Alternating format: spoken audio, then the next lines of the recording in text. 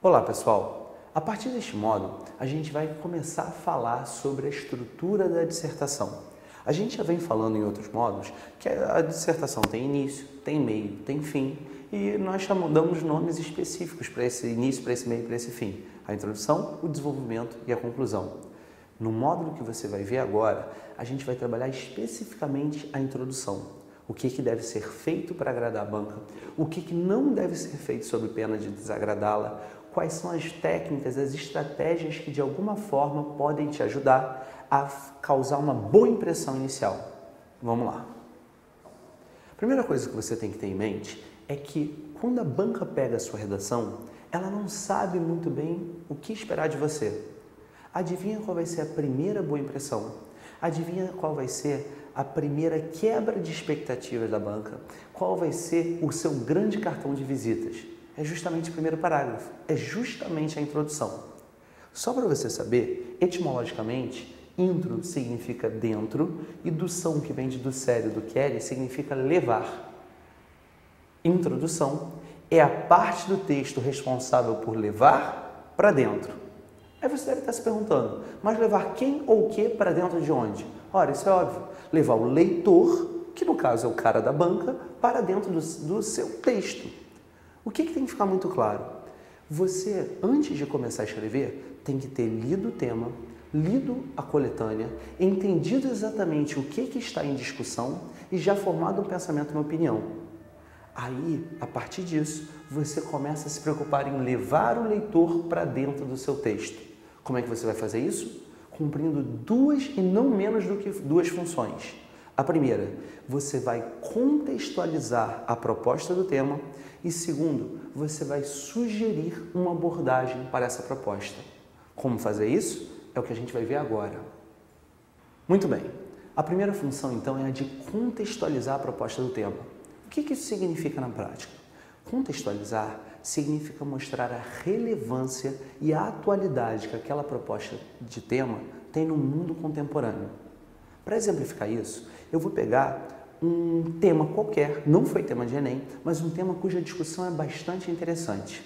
Imagina que o tema é o seguinte: qual a sua opinião sobre a redução da maioridade penal brasileira dos 18 para os 16 anos? Olha, preste atenção.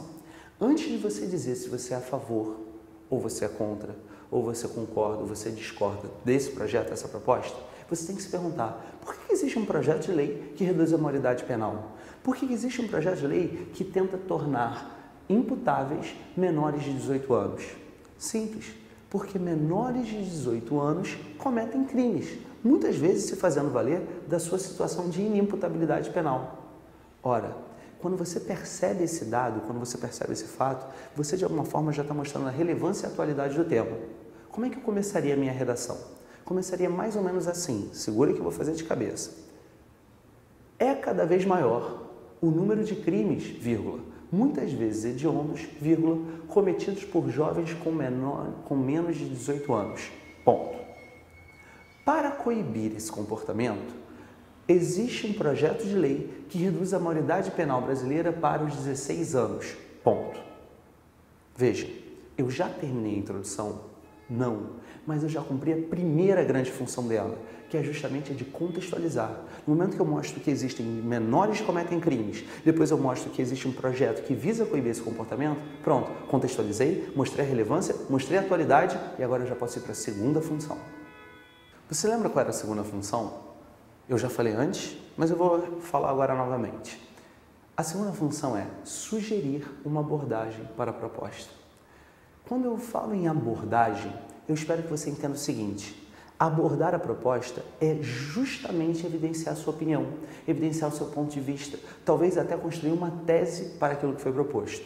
Você pode ser contra determinado aspecto, a favor de determinado aspecto, você pode concordar com algo, discordar de algo, ou simplesmente você pode trabalhar causas ou evidenciar consequências ou propor soluções para uma determinada situação, problema.